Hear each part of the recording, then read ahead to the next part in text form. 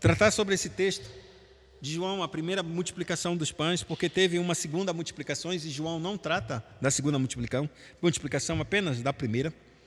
E este é o único milagre em toda a Sagrada Escritura, ou seja, nos 4 evangelhos aborda essa primeira multiplicação dos pães. Nenhum milagre em todas as Escrituras Sagradas, dos 4 evangelhos que são registrados, tem em comum. Quase sempre tem 3 livros que têm em comum.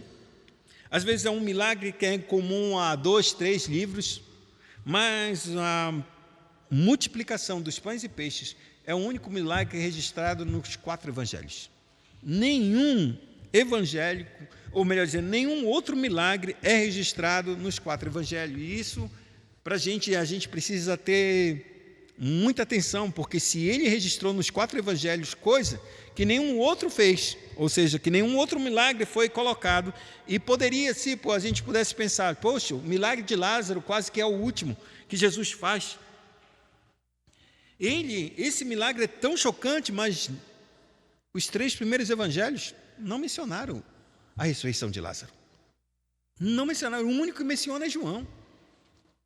A pesca maravilhosa, ela é retratada por 3 evangelhos, mas João não retrata essa pesca maravilhosa, em que é o chamamento praticamente do batismo de Pedro, para ele entrar verdadeiramente de cabeça no ministério e seguir Jesus. Não retrata João. E João fazia parte dessa grande pesca. Ele viu com seus próprios olhos, ele pescou esse peixe, ou melhor dizendo, essa grande quantidade de peixes que foram recolhidas em suas redes.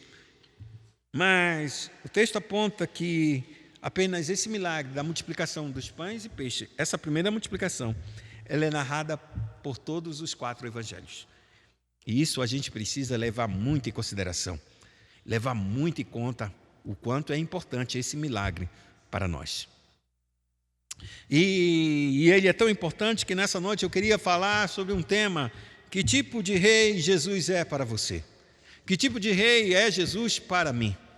Porque esse milagre, ele vai destacar Jesus como rei, vai ser a primeira vez verdadeiramente que o povo vai se levantar e vai dizer: queremos que Jesus seja o nosso rei, e eles vão fazer isso à força. E que o texto mostra claramente que Jesus, sabendo que eles vão fazer isso à força, ele foge deles, se esconde, sobe ao monte e some da vista deles. Por quê? Porque eles queriam fazer Jesus rei. E nessa noite também eu queria falar sobre isso. Que tipo de rei Jesus é para mim e que tipo de rei eu estou querendo que Jesus seja para mim? Será que verdadeiramente é o mesmo rei que o próprio Pai estabeleceu como sendo o rei? Ou será outro tipo de rei que eu quero fazer de Jesus? A Bíblia vai dizer que João, ele começa a narrar dizendo uma coisa: depois destas coisas atravessou Jesus o mar da Galileia, que é o de Tiberíades. Se você olhar para o livro de João, no capítulo número 5, ele não está tratando a respeito daquilo que aconteceu no capítulo 5, que ele estava em Jerusalém. Mas que ele saiu de Jerusalém já afastando devido aos grandes problemas. Desde o capítulo número 4 começa a ter umas grandes embates entre judeus e Jesus, ou seja, entre os fariseus, entre os líderes religiosos e Jesus. E o intento agora é de uma força enorme para matá-lo. Não é agora, não é o momento, é agora. A força deles é vigorosa para matá-lo, porque Jesus dá um testemunho de que ele é Deus e de que ele é filho de Deus, e eles reconheciam que com essa declaração Jesus se fazia também como Deus. E por isso eles, com fúria, tentam matar Cristo. E a partir daí, desse momento, Jesus começa a se afastar das grandes multidões, se afastar dos grandes centros e ir para lugares mais isolados, onde ele teria menos condições de tentar matar Cristo. E é nesse período que exatamente acontecem os seus grandes milagres. A partir que ele sai de Jerusalém, ele volta para a sua terra em Caná da Galileia, em Nazaré. Marcos capítulo número 6 vai ser um texto paralelo que a gente vai caminhar para a gente entender o que acontece, por que é tão importante essa multiplicação dos pães e peixes, e torna um divisor de águas, não somente para o texto de João, mas para os discípulos que vão seguir Cristo e que estão seguindo a Jesus e que a partir de então não vão mais seguir o Cristo. Esse milagre, ele vai ser um divisor de águas terrivelmente para toda a igreja, que vão fazer de Cristo o que Cristo não é, um rei diferente do que Deus prometeu para nós. E o que acontece depois dessas coisas? Jesus ele se afasta da Judéia e vai para a Galileia, para a sua cidade natal. Marcos, no capítulo número 6, ele começa a narrar a respeito disso, que ele volta para a sua terra, e ele diz a célebre frase: nenhum profeta é honrado no meio da sua casa, no meio da sua terra, no meio da sua parentela. E a partir de então, ele fala isso, e ele ensina na sinagoga, e as pessoas disseram assim: esse daí não é o filho do carpinteiro? Não é José, o seu pai? Não está aqui os seus irmãos? Como aparece tamanhas palavras de sabedoria no coração desse homem e profere isso diante de nós? E então Jesus ele se afasta, e a Bíblia diz que na terra dele ele faz muito pouco, ou melhor dizendo, pouquíssimos milagres, porque a incredulidade do povo era enorme. Todavia ele sai da sua terra e começa a andar pela circunvizinhança das cidades, ou seja, das cidades arredores da sua terra, em Nazaré. E a Bíblia diz que então ele começa a fazer ainda mais milagres.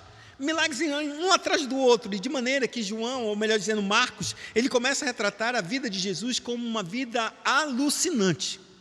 Pessoas iam e vinham, caminhavam, entravam e saíam, multidões chegavam e multidões saíam e outra multidão chegava, porque era muita gente querendo ser curada. A ideia, claro, é que viam em Jesus um homem que podia curar de todas as suas enfermidades, de todos os tipos de doenças, de todos os males, e por isso procuravam Cristo. E nesse meio tempo, agora, passa-se mais ou menos um segundo ano do período de Jesus, e é nesse segundo ano que João Batista ele é decapitado por Herodes. Nesse período em que João Batista é decapitado por Herodes, a fama de Jesus explode de uma tal maneira que chega aos ouvidos de Herodes, e ele pensa de si: com certeza é João Batista que ressuscitou dos mortos e por isso está operando esses sinais miraculosos. Eu preciso ver esse homem de novo. Talvez ele quisesse pedir perdão por aquilo que ele fez, ou talvez só curiosidade. O fato é que na cabeça de Herodes ele pensava que João Batista havia ressuscitado, mesmo sabendo que ele havia decapitado João Batista. Ele disse: ele ressuscitou dos mortos, e é por isso que está operando esses sinais tão prodigiosos, porque já chegou nos ouvidos de Herodes e de todo o povo a fama de Jesus, as curas, as libertações, tudo o que estava acontecendo, leprosos sendo curados, surdos ouvindo, cegos vendo, paralíticos andando, leprosos sendo curados, até mortos estavam sendo ressuscitados. Não havia limite do poder de Deus, não havia limite, e as multidões ao ouvirem isso traziam os seus enfermos até Jesus, e Jesus a todos os curava. Quando uma pessoa chegava e era curada, essa pessoa voltava muitas vezes para sua casa, outras permaneciam com Jesus ouvindo os seus ensinos.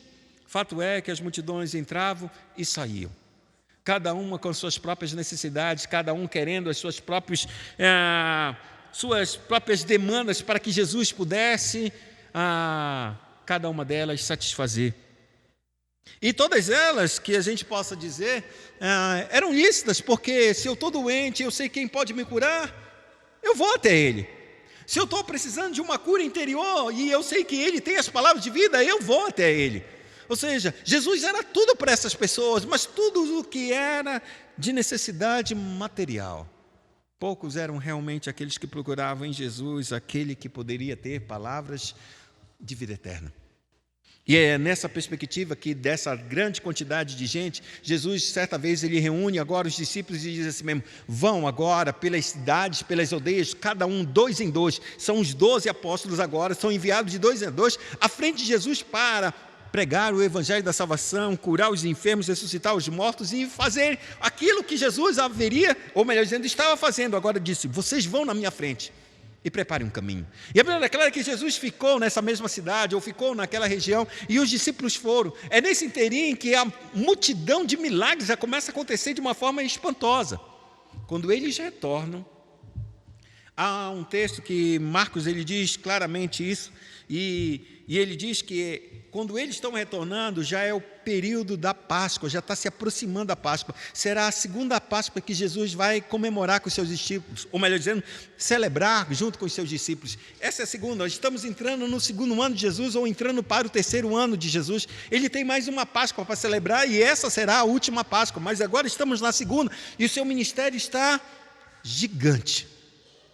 E Marcos ele vai dizer uma coisa impressionante a respeito de Jesus. Quando os discípulos voltam e contam os feitos que eles haviam feito por causa do nome de Jesus, Jesus olha para eles e diz assim mesmo, disse, vamos sair daqui, vamos para um outro lado do mar, para um lugar deserto, onde eu vou ter que conversar com vocês, onde eu posso ter um lugar mais íntimo junto a vocês, para comunicar mais dos meus ensinos, mais da minha verdade, um tempo de comunhão entre eu e vocês.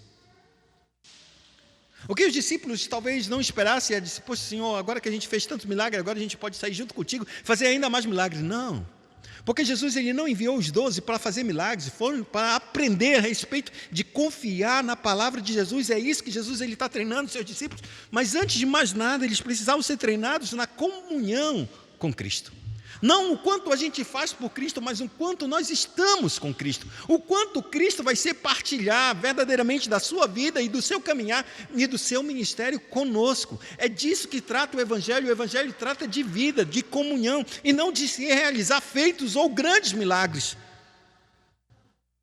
E é isso que Marcos ele vai retratar. Eles passaram para o outro lado, e aí João ele só narra isso, passaram para o outro lado, para um lugar deserto. Mas o problema grande, verdadeiramente, que Jesus ele está tratando, e as multidões estão chegando perto, eles olham e já não veem mais Jesus tomando o barquinho e indo para o outro lado, as multidões observam isso e dizem, ele não vai estar aqui, ele vai para o outro lado. A Bíblia diz, Marcos, ele registra claramente, as multidões ao verem que Jesus está saindo, eles correm a pé, rodeiam a margem toda do lago e chegam primeiro que Jesus. O que Jesus queria era um tempo a sós com seus discípulos, mas isso ele não conseguiu. As multidões olhavam para Jesus e queriam de Jesus a satisfação dos seus desejos, das suas ambições, daquilo que estavam as afligindo. E tudo que Jesus queria era que os 12 estivessem perto dele e aprendessem com ele um pouco mais. E a Bíblia diz que ele queria um tempo de paz, por isso ele foi para um lugar, o quê? Deserto. Para tratar com eles, para ficar sós com eles, para conversar com eles, para que eles entendessem mais a respeito do Evangelho e da sua própria pessoa. Mas esse plano de Jesus, que a gente pode dizer assim, ele foi extremamente frustrado. E a sequência dos eventos que Marcos vai registrar é que diz claramente, no retorno, ele disse, vinde repousar um pouco, à parte, num lugar deserto, porque eles não tinham tempo nem para comer. Visto serem numerosos os que iam e vinham, então foram sós no barco para um lugar solitário. O que Jesus ele estava dizendo é que a gente não tem tempo nem para comer, para descansar. Está na hora da gente se retirar e parar. E ter comunhão com Deus. E buscar em Deus nossa força e nossa orientação para que a gente não seja consumido, por quê? Pelo trabalho. Pelas necessidades e aflições que os homens têm. E é isso que é a primeira coisa que eu quero mostrar para nós. A clareza e a calma de Jesus quando Ele está guiando as nossas vidas. Porque no meio das necessidades que a gente vai olhar nessa terra, amados, a gente tem a tendência de esquecer de nós mesmos e se dedicar para satisfazer a necessidade humana, a necessidade do nosso próximo, e que essa necessidade nunca vai parar. Você já parou para pensar que Cristo lhe disse assim mesmo, aos pobres é pregado o Evangelho? E ele disse no final da sua vida, dizendo exatamente isso, quando Judas Iscariotes brigou com aquela mulher por ter derramado o nardo de precioso aos pés de Jesus e em sua cabeça. Ele disse, puxa, que desperdício foi esse? Que dinheiro a gente não poderia ter vendido esse nardo tão precioso, tão caríssimo, e poderia ter dado aos pobres? E Jesus disse assim mesmo, ela fez isso não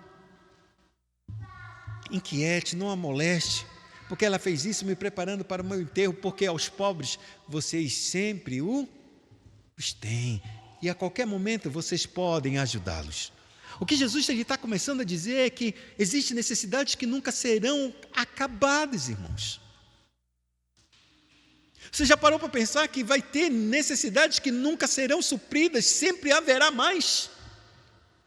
E quanto mais você pensa em querer ajudar o outro e o outro, você percebe que você ajuda o primeiro, você ajuda o segundo, e você percebe que tem um terceiro, tem um quarto, e chega um ponto em que você vê tanta necessidade de como vou dar conta disso tudo? Então, quando você começa a adoecer, porque você acha que está sobre você a responsabilidade de cuidar de todo mundo. O que Jesus ele diz, olha, a necessidade vai estar sempre diante de você. Mas existe uma necessidade primária que todo homem precisa ter. A necessidade de ter um tempo com Deus para aprender de Deus e a confiar em Deus, que Deus tem cuidado de cada um de nós. É por isso que Jesus não desespera. Enquanto a necessidade chega diante de Jesus, Jesus faz. Mas quando os discípulos chegam, eles não sabem disso. Eles estão entusiasmados de ter feito tantos milagres, tantas coisas, e tudo que eles querem fazer, sabe o quê? Voltar. Qual é a próxima missão? Qual é a próxima cura? Qual é a próxima libertação? Parece que isso é um jogo. E o que Cristo está dizendo, Ney, presta atenção. Isso não é um jogo, isso não é umas férias, isso não é um desafio. O desafio nosso é colocar nossa mente verdadeiramente em Deus e descansar nele, porque essas aflições e essas necessidades que aparecem todos os dias, elas vão continuar a aparecer. Elas nunca vão cessar, até que o Filho de Deus volte e cesse com todo tipo de injustiça nessa terra. Então eu tenho que parar? Não, eu tenho que parar em Deus. Eu tenho que aprender a descansar em Deus, para que Deus possa me dar da sua graça e dar a cada um aquilo que é necessário. E é isso que verdadeiramente Marcos ele está pontuando, para que João ele não pontua, ele está passando por cima sobre essas coisas. Por isso ele só diz que foram para um lugar deserto. Mas por que foi? Porque Jesus queria cuidar deles, queria colocar de novo eles no foco, que é a comunhão com Deus. Amados, se a gente não tiver em Deus, nós não podemos satisfazer as necessidades das pessoas, e nos gastaremos e morreremos sem nunca tê-las satisfeitas completamente, porque sempre haverá uma falta. Então João conta que depois dessas coisas atravessou o mar da Galileia, que é Tiberíades, e o desejo de Jesus que era ficar com os seus discípulos em um lugar deserto. Ele sobe ao monte e se assenta ali com os seus discípulos. Mas quando ele se assenta com os seus discípulos, ele percebe que a multidão está chegando. O tempo de ficar a sós e compartilhar alguma coisa a mais da vida dele com os seus discípulos não tem tempo. As necessidades são tão urgentes que ele não tem tempo. Então ele olha para as multidões, e a Bíblia diz que Marcos ele vai retratar essa visão que Cristo tem dessa multidão chegando. Pense, amados, uma multidão chegando. É como se a gente hoje, nós estamos só nós aqui nessa igreja, bem pouquinhos, um grupo muito reduzido. Talvez chegue a 30 pessoas, eu não sei, eu não conto as pessoas que estão no culto, mas vamos supor que tenha 30 pessoas que estejam aqui. E de repente chega a 5.000 pessoas aqui nessa cidade, aqui nesse lugar.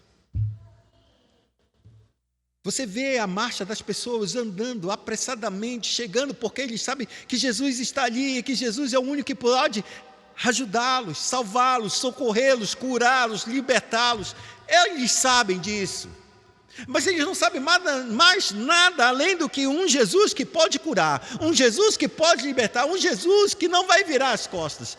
É tudo o que eles sabem. Então eles entram e o tormento é que Jesus ele olha para essas multidões e ele percebe, como Marcos diz claramente, vindo eles de todas as cidades, de todos os lugares. Ele diz que viu as multidões chegarem. E a pergunta que Marcos não faz, mas João responde e diz: seguia a numerosa multidão porque tinham visto os sinais que ele fazia na cura dos enfermos. O que Jesus então fará com essa multidão que chega mais uma vez diante dos seus olhos? Os seus discípulos não sabem. Eles estão de olho em Jesus, mas Jesus está olhando a multidão chegando. Eles começam a ouvir o barulho dos pés, das pisadas, dos passos chegando cada vez mais. Eles estão no alto do monte, e então a multidão começa a subir de novo um monte, começa a subir para se aproximar de Jesus. A Bíblia declara que quando Jesus olha para eles, Marcos registra no verso de número 34, compadeceu-se deles porque eram como ovelhas que não têm pastor, e passou a ensinar-lhes muitas coisas. O que Jesus queria ensinar para os seus discípulos, a sós, alguma coisa em particular, ele parou de ensinar e passou a ensinar as multidões. Lembre-se, as multidões, eles vinham com um desejo muito enorme de serem curados, e eles não esperavam que Jesus começasse logo a ensinar. E quando eles começaram a subir uma montanha, eles disseram assim mesmo, e Jesus passou a ensinar, porque ele se compadeceu deles.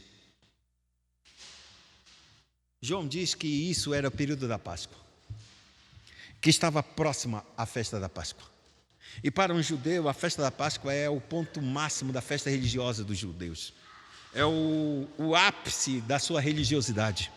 Porque nela eles lembram da libertação do Egito, eles lembram verdadeiramente o cordeiro sacrificado para que eles pudessem ser livres e não morrer os primogênitos daquela última praga, e por fim ele entende também que o êxodo até a terra prometida acontece exatamente por causa da Páscoa. Tudo isso eles lembram, e eles lembram em especial que Moisés era o mediador, que Moisés era o libertador, que Moisés é um ícone na vida deles, e que esse mesmo Moisés profetizou que haveria de vir um profeta semelhante a ele, com poder de palavras e de obras para realizar, que caracterizaria claramente que ele era o enviado por Deus, o profeta que devia vir ao mundo, e o profeta esse que viria ao mundo, todo aquele que não ouvisse sua palavra seria eliminado do povo. Todas essas mensagens, amados, todo esse ensino estava condensado nessa palavra chamada Páscoa. Tudo isso eles lembravam, e principalmente Moisés e a promessa que Deus havia dado a Moisés para o povo: vou levantar um profeta no meio de vocês. E tudo o que eles viam era exatamente nesse Moisés, que era um libertador, que não somente fez prodígios e sinais na terra do Egito, mas também fez no deserto, dando-lhes o maná. Tudo isso vinha à tona e chegava diante de Jesus. Talvez o povo pensasse: será que esse é o profeta? Será que ele é o profeta que estamos esperando?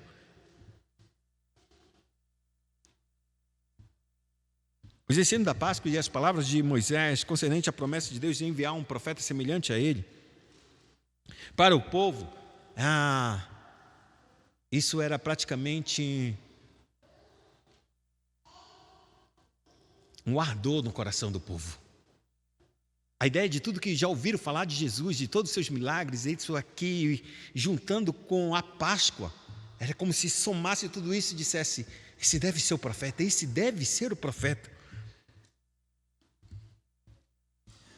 Principalmente porque o povo estava escravizado por Roma, e se Moisés libertou o povo do império, do Egito, então esse novo profeta há de nos libertar do império nosso, o atual, o império romano.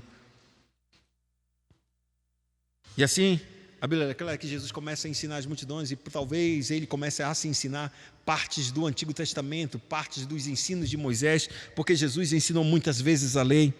E a Bíblia diz que Jesus, erguendo olhos, no verso de número 5, e vendo a grande multidão que vinha ter com ele, disse a Filipe: onde compraremos pães para dar-lhes a comer? Mas dizia isto para experimentar, porque ele bem sabia o que estava para fazer. Ou seja, Jesus, depois de passar um tempo falando e ensinando, o dia inteiro vai avançando, ele curou muitos enfermos nesse período, ele vai ensinando, e a partir de então, quando o sol já está perto de declinar, o que ele diz?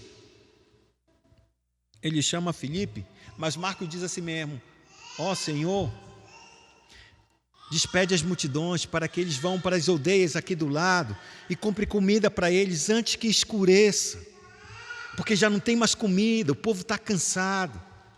Mas Deus, no caso Cristo, ele fala para Filipe e diz assim mesmo: Filipe, onde compraremos pães para dar de comer às pessoas?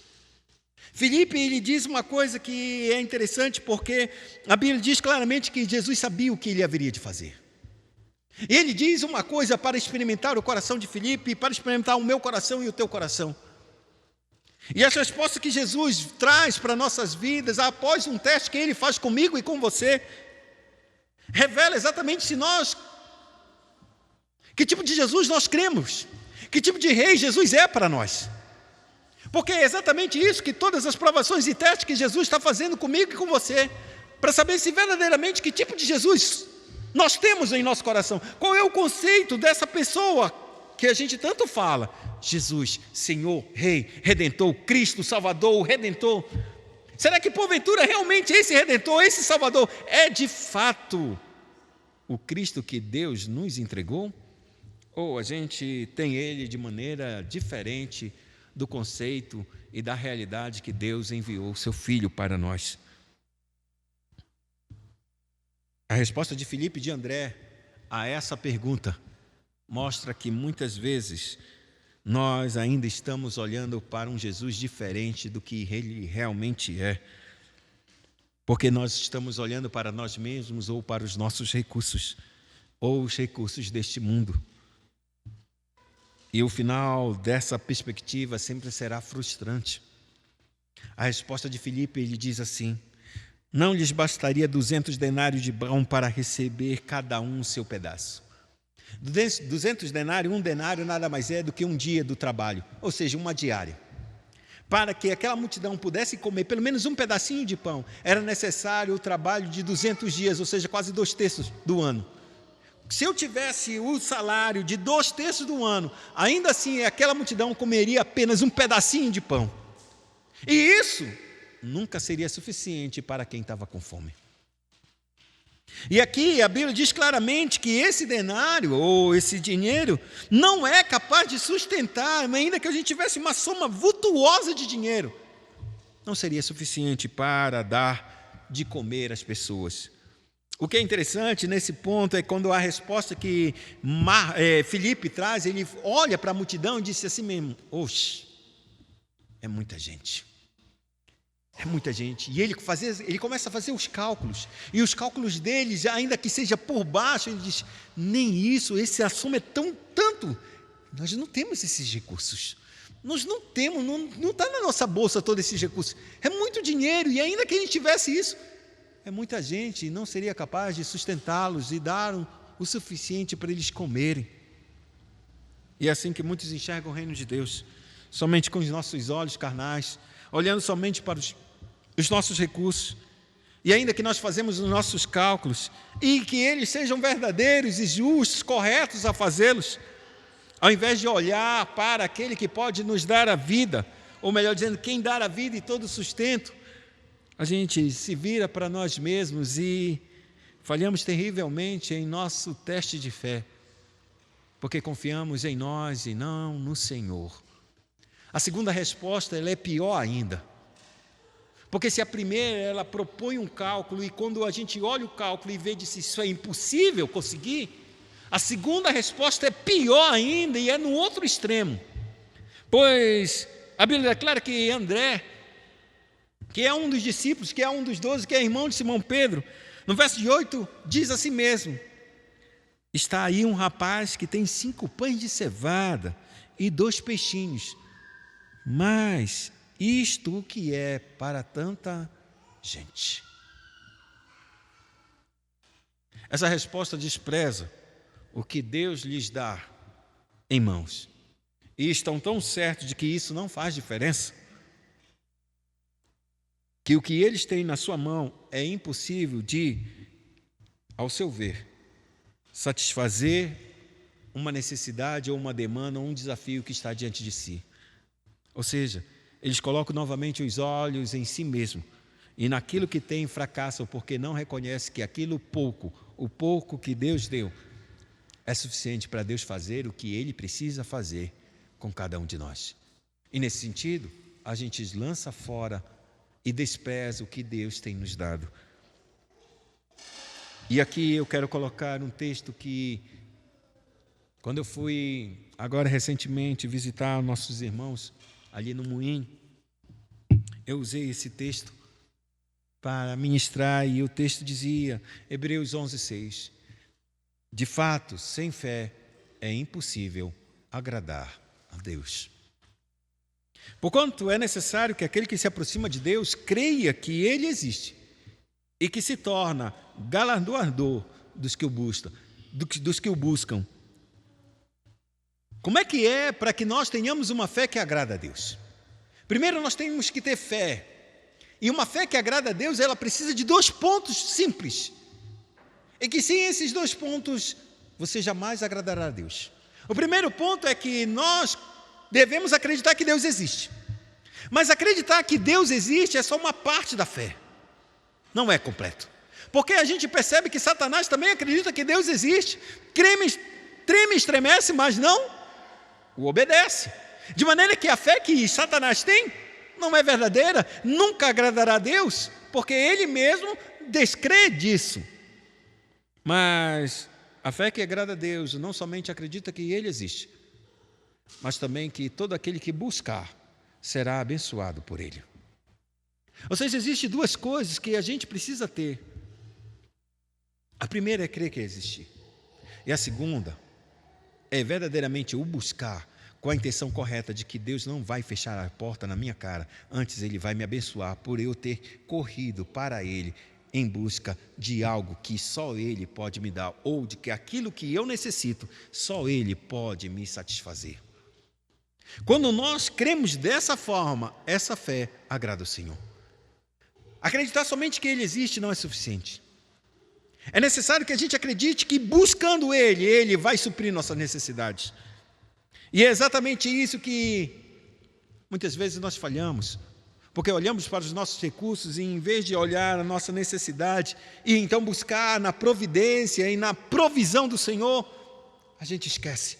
A gente acredita que Ele existe, mas não acredita o suficiente para que Ele possa nos abençoar com aquilo que nós temos, ainda que seja extremamente pequeno e desprezível, tanto aos nossos olhos quanto aos olhos dos outros. O que são 5 pães e 2 peixinhos para essa tão grande multidão? O que é a minha vida de fé e de fidelidade a Deus diante de um mundo corrupto e perverso? O que é? O evangelista Robson, pregando no domingo, na escola dominical, ele falou uma coisa que eu não tinha atentado. Ele estava pregando sobre a tempestade no mar, em que Jesus acalmou a tempestade. E ele disse algo interessante que eu não havia reparado no texto. O texto diz que muitos barcos seguiam Jesus e os barcos dos discípulos também estavam indo, enquanto Jesus ele foi acalmado, ou melhor dizendo, foi chamado no meio daquela grande tempestade, dizendo que os discípulos estavam com medo de morrer e eles incomodaram: mestre, acorda, porque nós iremos perecer e o Senhor não se importa com isso. E a Bíblia é clara que Jesus se levanta, levanta as mãos, acalma o mar, repreende os ventos e tudo faz grande bonança. Jesus só estava em um único barco, mas a tempestade pegou todos os barcos. E se o barco que Jesus estava perto de ir a naufrágio, todos os demais outros barcos também estavam nessa mesma situação. A diferença do barco em que Jesus estava e dos outros barcos era que Jesus estava naquele barco. E que os discípulos podiam falar e dizer: acorda, mestre, socorre-nos. Mas os outros barcos não tinham Jesus para que pudessem acordá-lo. Ô Senhor, acorda aí e nos salva. Eles não tinham isso.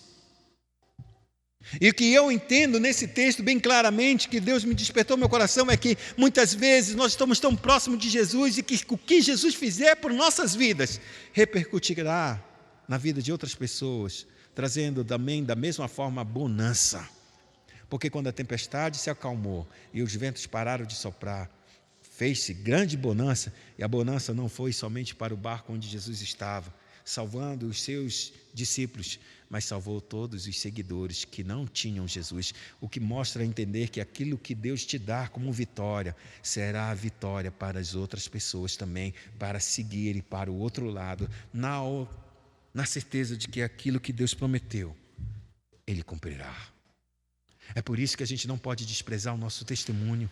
É por isso que a gente não pode desprezar a nossa vida de fé. É por isso que a gente não pode lançar mão e largar das coisas, porque existem muitas pessoas olhando para nós, e no dia em que tu naufragares, as pessoas dizem: pois se ele naufragou, eu também não tenho mais jeito, vou perecer também. Mas quando eles olham para nós e veem a nossa firmeza e a nossa tenacidade, na certeza e na confiança do Senhor, eles olham e param e dizem: ele conseguiu, ela conseguiu, então eu vou conseguir também. Esse é o resultado da nossa vida de testemunho. Como Davi disse, muitos olharão e ouvirão essas coisas e glorificarão o Senhor, não desistirão, continuarão marchando. É por isso que sem fé é impossível agradar a Deus. Não basta dizer somente que a gente crê. É necessário a gente buscar para que Ele nos socorra, levar a Ele as nossas demandas, porque o Senhor, Ele tem cuidado de nós. Ele nos abençoará. Ele fará o que Ele já intentou a fazer e que Ele está testando o nosso coração para ver se nós caminhamos na mesma verdade. Caminhamos em sintonia com Deus. Algo que faltou tanto em Filipe quanto em André. Pois ambos criam que Deus existia, que Deus existe, mas não o buscaram para abençoá-los, pois não conseguiram crer dessa forma.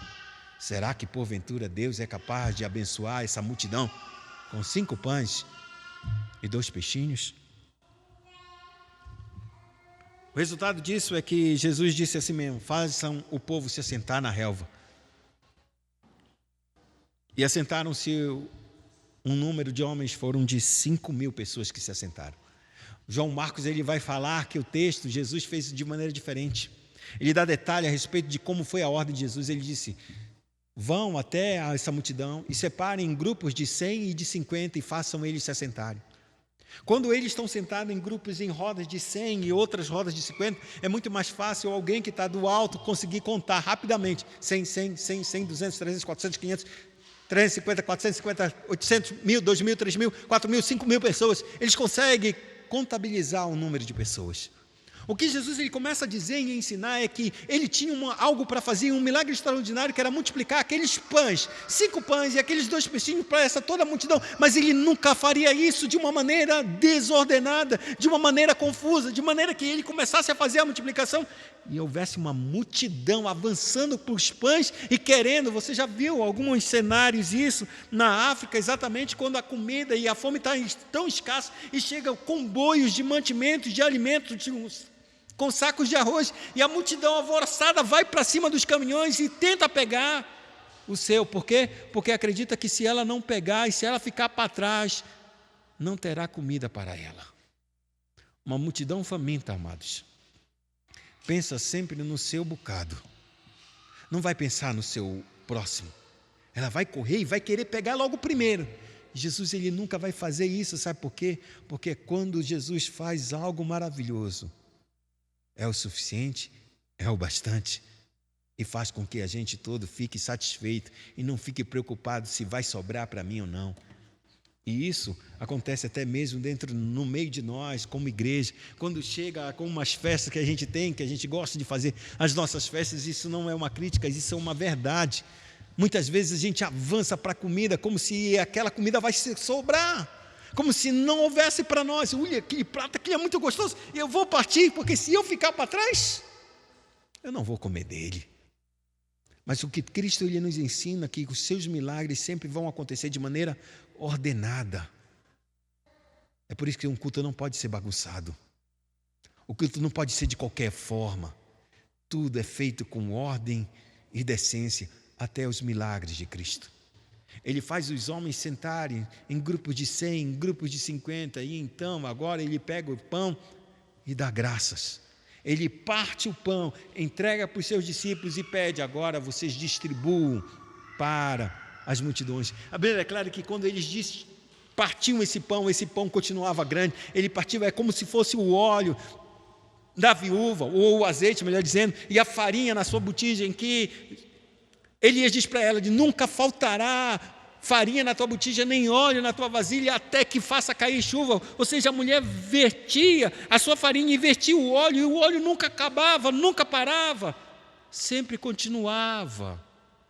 Assim era a multiplicação, a cada partida do pão, as pessoas iam se multiplicando e o pão ia se multiplicando. As pessoas ficaram admiradas porque ninguém saiu correndo, todo mundo foi sendo distribuído, cada uma de forma ordenada, e as pessoas começaram a pensar, e a Bíblia diz claramente que eles comeram tanto, e se fartaram tanto, se encheram tanto, que ninguém se levantou e disse: me esqueceram, ou avançaram para Cristo. Não, eles ficaram satisfeitos, mas principalmente ficaram quietos. Se existe uma coisa nos milagres de Cristo e nos milagres que Deus opera, é que Deus não aceita que o nosso coração fique inquieto, que o nosso coração fique ansioso. Todos os milagres que Deus operou, Ele fala para o povo: aquietai-vos, fiquem quietos, parem, estejam em paz, porque eu estou operando. Ele fez isso quando no Êxodo, a Bíblia declara que o povo saiu da terra do Egito e ele estava de frente para o Mar Vermelho e o exército do faraó estava chegando e eles ficaram com medo, apavorados: agora a gente vai morrer. E Moisés diz claramente: aquietai-vos e vede o livramento que o Senhor Deus tem preparado para vocês, porque esses inimigos que vocês veem agora, nunca mais vocês o verão. O Salmo de número 46, que Davi narra, ele diz: aquietai-vos e sabei que eu sou Deus. Enquanto o nosso coração não se aquietar, a gente não consegue contemplar o milagre de Deus. É necessário que Deus faça com que a gente se acalme e descanse nele, para que a gente possa ver a sua grande obra, o milagre dele agindo nas nossas vidas, coisa que ele deixa isso assim, para que a gente perceba que não é pela nossa força, não é pela nossa capacidade, não é pelo nosso intelecto, nem tampouco pelos nossos recursos, mas única e suficiente sua graça maravilhosa. E por final, a gente não pode deixar de esquecer que quando os homens comeram todo aquilo, eles pensaram: esse homem não somente cura nossas enfermidades, esse homem não somente liberta-nos, Senhor, das opressões malignas, dos demônios, esse homem também nos dá de comer gratuitamente. E o que é que eles dizem? Qual é a grande coisa que eles vão falar? Esse é o profeta que devia vir ao mundo. O resultado daquele milagre não somente fez com que as pessoas fossem satisfeitas, mas sobrou 12 cestos cheios de pedaços de pães e peixes. Muito mais do que eles tinham logo no início, que eram só 5 pães e 2 peixinhos. O que Deus estava começando a mostrar com esse milagre era que Cristo, Ele é verdadeiramente o Rei que devia vir ao mundo, o profeta que devia vir ao mundo, mas um profeta que é capaz de alimentar o povo e dar uma comida que não perece. Porque Moisés, ele deu uma comida para o povo que foi o maná no deserto, mas o povo tinha uma ordem: não recolham mais do que vocês precisam. Mas a Bíblia diz que o povo, com o coração endurecido, provavelmente amanhã não deve ter de novo maná, então vamos encher 2 medidas para nós. A gente come hoje e guarda esse para o dia de amanhã. Quando chegava no dia de amanhã, a comida estava podre, estragada. O maná que Moisés dava, ele não permanecia para sempre. O que Cristo se propõe agora com esse milagre é mostrar claramente que a comida que Ele vai dar para esse povo é tão abastada, tão abundantemente preciosa. E não somente isso, é uma comida que não perece, mas dá vida eterna. É a sua própria carne e o seu próprio sangue, que agora Jesus não vai falar. Mas isso é o que vai ser narrado nesse próprio capítulo de número 6. Mas o que a gente precisa entender claramente é que o povo não entendeu que a sua maior necessidade era espiritual, era eterna. A sua maior necessidade que o povo entendia era material e temporal, somente para o aqui e agora, e por isso queriam um rei que pudesse reinar sobre eles, para dar o que comer, o que curar, para o dia de hoje, nunca para a eternidade. E amados, não é isso que as pessoas estão buscando hoje em Cristo? Fazem dele o seu rei, mas somente para a satisfação das suas necessidades básicas, suas necessidades temporais, materiais.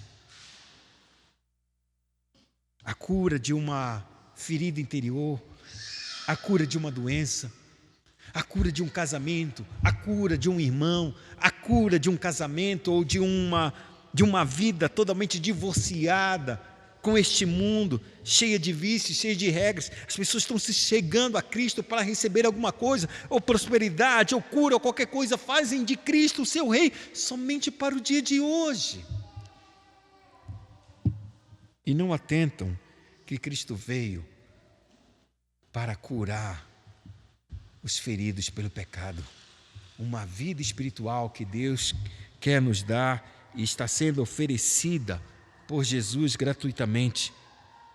Mas os homens só querem um rei para essas necessidades, unicamente do dia a dia, e nunca para as suas necessidades espirituais, porque quando essa necessidade espiritual Cristo revela, eles fecham a cara, viram as costas e vão embora, porque ele já não serve mais para nós. O limite de Cristo é até aquilo que ele pode me dar aqui e agora. A eternidade, eu não quero saber. Eu quero viver a minha vida aqui e agora. Eu quero ter o meu trabalho, eu quero ter a minha família, eu quero ter o meu emprego, eu quero ter a minha casa, eu quero ter. E eu quero ter um rei que possa me dar isso, isso e isso, por aqui e o agora. Um rei que vai me prometer a eternidade e que eu necessito de um perdão verdadeiramente para que eu entre na eternidade e goze exatamente da beleza e da santidade de Deus. Eu não quero. Eu desisto. Eu não aceito. Você pode não aceitar, mas Cristo vai também se recusar de ser o rei para as tuas necessidades do aqui e do agora, porque para isso ele não foi enviado, ser rei para o aqui e o agora. Que Deus em Cristo possa nos dar um coração para olhar e contemplar os milagres dele e ver que tudo que Deus faz é para que o nosso coração entenda que nós necessitamos de um pão que é muito além do pão material, o pão da vida. Oremos ao Senhor. Precioso Deus e Pai Celestial, te agradecemos nesta noite, porque Tu és o pão da vida. Tu és aquele que